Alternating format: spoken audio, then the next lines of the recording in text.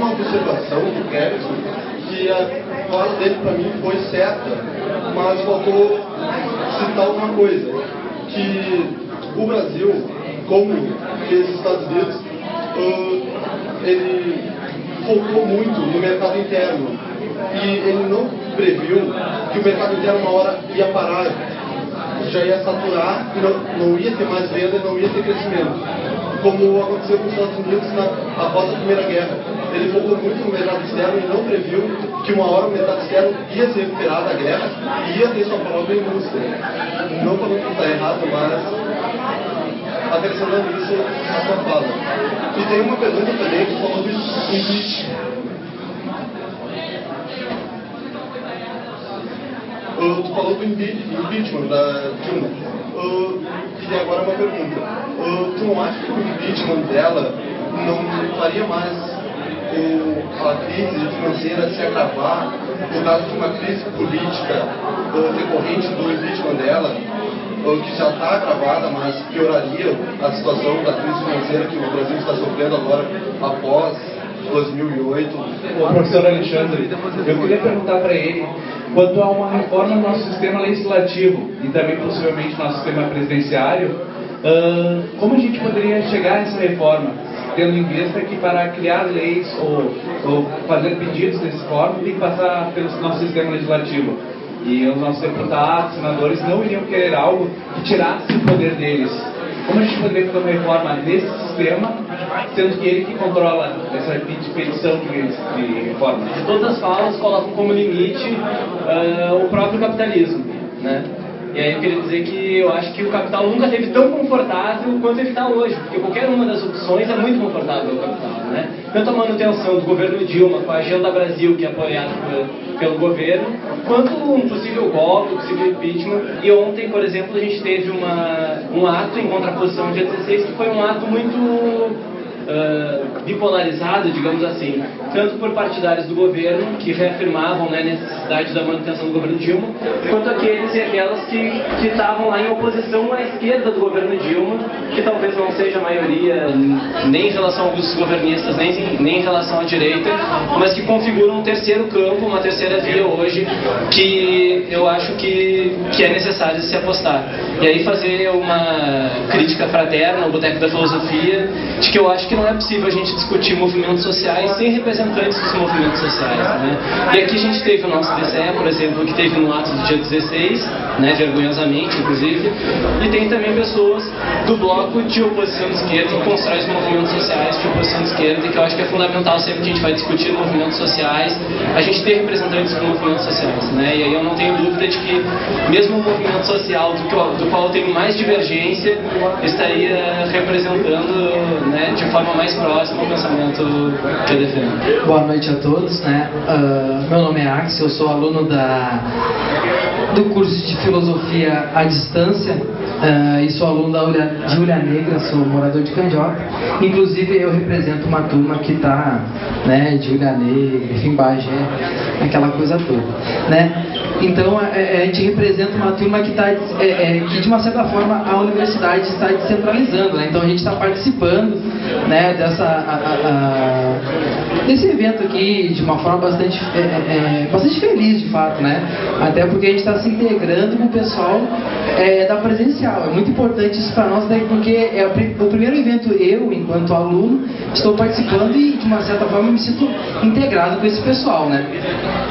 Pessoal, eu creio que se a gente for fazer um debate hoje de movimento social dentro de uma conjuntura que se desenha hoje, a gente não pode tirar no caso de personagem, a questão do PT, né? E a gente não entender a natureza do PT. Porque de uma certa forma, na década de 80, onde a ascensão dos movimentos sociais no nosso país, né, é o período no que o PT cresce, né? Mas nesse período da década de 80 é o período que tem uma ascensão das massas, né? O PT está articulado com as massas, mas em 89 o PT perde a eleição, né? Fernando de Collor de Mello ganha. Na década de 90 é o período em qual o neoliberalismo impera, E nesse período é o período no qual os movimentos sociais, no qual o PT está articulado, perde força. Então, nós temos um período no qual, na década de 80, se a gente for entender a natureza do PT, os movimentos sindicais não estão mais mobilizados como no período neoliberal, né? A própria Igreja Católica, na qual se constitui e ajuda a criar o PT, ela não está mais articulada da maneira que ela estava, né? Então, nós temos na década de 90 uma divisão da Igreja Católica, nós temos uma ascensão da Igreja Evangélica, né? E tem um período muito importante, né, em 94, 95, que seria aquele massacre da crise dos petroleiros, né, no qual o governo FHC, enfim, né, eles atropelam essa crise, né? Então, eles desmobilizam, de uma certa forma, o movimento sindical. Acontece o quê? O PT, que está defendendo uma causa das reformas populares na década de 80, no caso, reforma agrária, reforma popular, enfim, reforma urbana, né?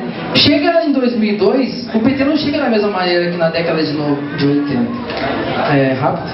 Tá bem. Desculpa que eu nunca participei de nenhum boteco, então eu atropelo, né?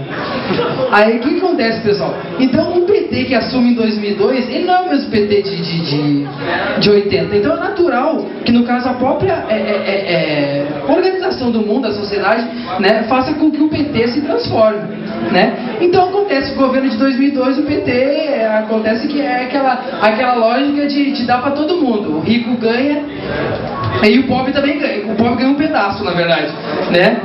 É o período no qual o PT governa para os bancários, né? Enfim, é o recorde que os bancários ganham, e o pedaço da pobreza ainda ganha um pedacinho desse bolo, né? Ganha avanços sociais, enfim. Mas a minha questão é a seguinte, pessoal que está aqui: quais seriam os rumos dessa política do PT? O PT de fato vai acabar, né? Nós teremos um avanço dessa política do PT, de fato?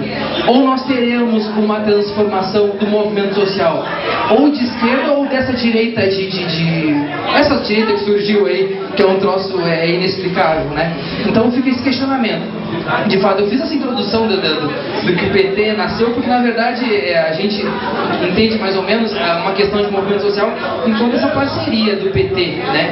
Então, entender o que de fato vai acontecer com o PT, né? O PT vai acabar? O PT vai dar segmento? Enfim, entendeu? Então fica esse questionamento para a banca aí.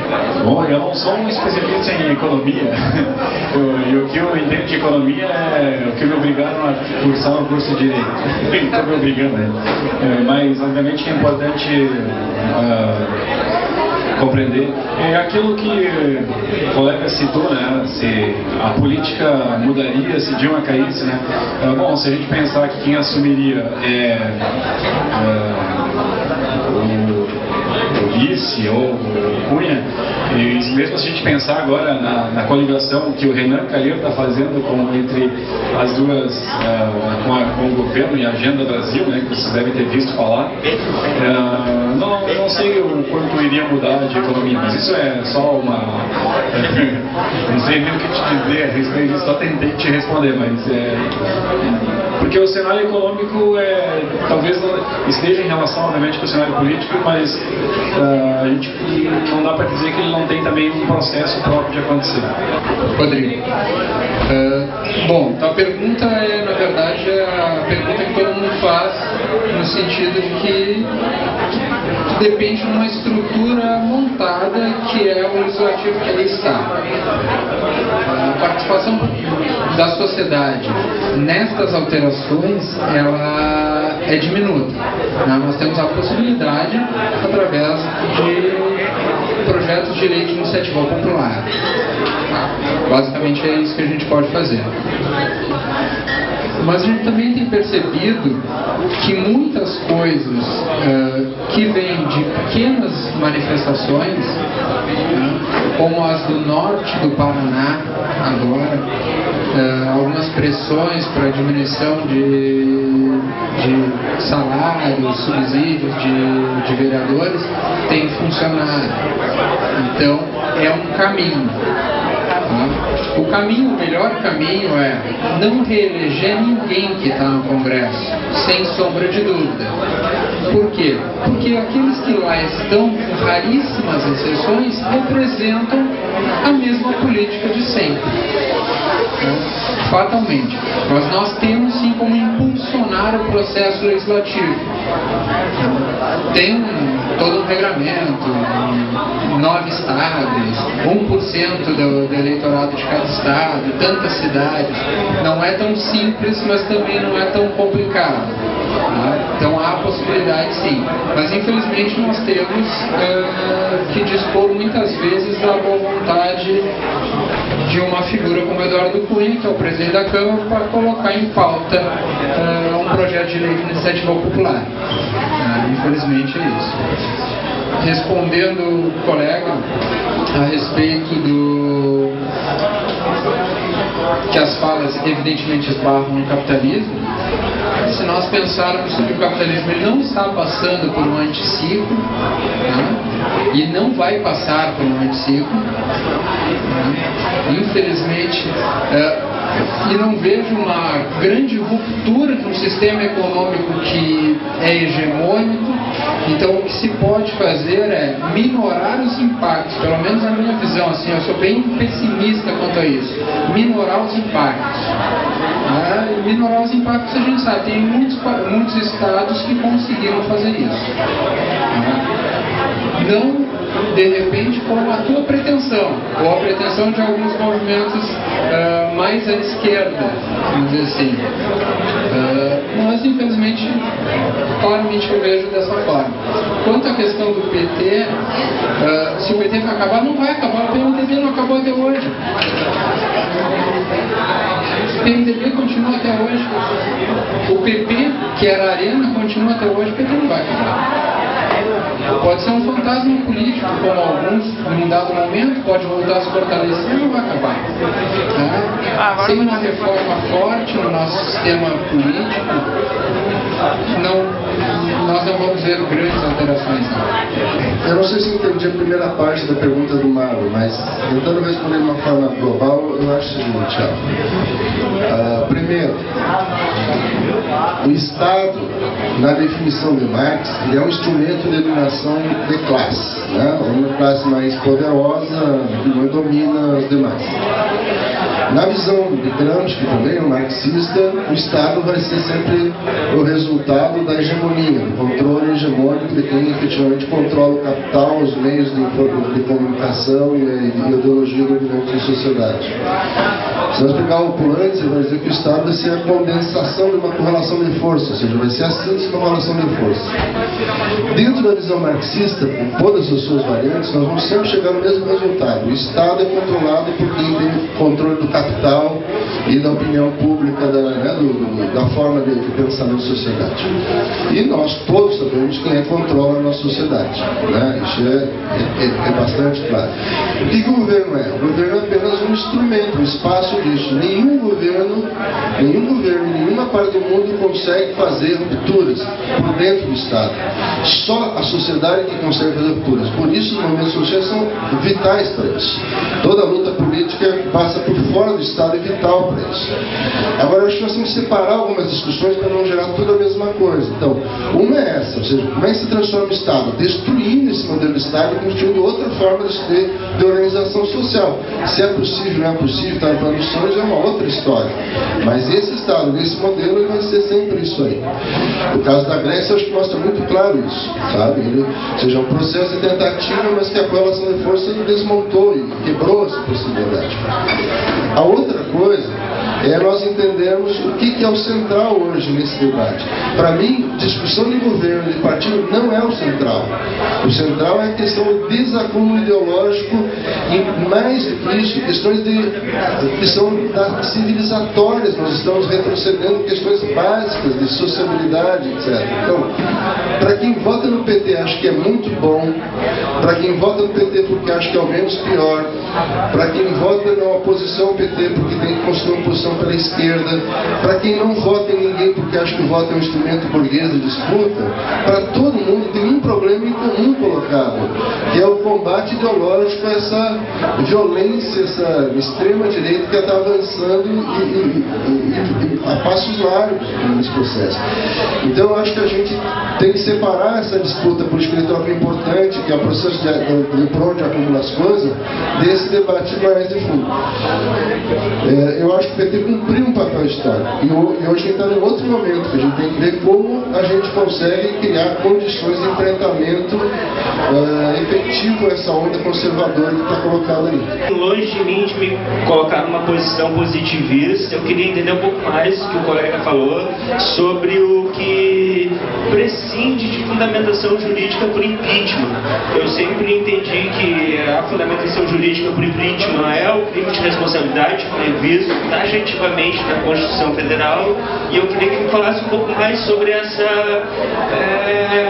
dispensabilidade da fundamentação jurídica, que eu não entendi muito bem. Basicamente, o crime de responsabilidade é uma das possibilidades previstas no artigo, desculpa, agora o artigo não lembro de cabeça, mas é 34, se não me engano. Uma delas. Né? Uma delas. Inclusive, nesse próprio, não vou saber literalmente a expressão, mas ele te permite, por exemplo, uma gestão temerária. Tá? Seria uma gestão temerária o que é uma gestão temerária? Algo extremamente aberto. Né? O caso emblemático que demonstra isso justamente é o próprio impeachment do presidente Fernando Collor.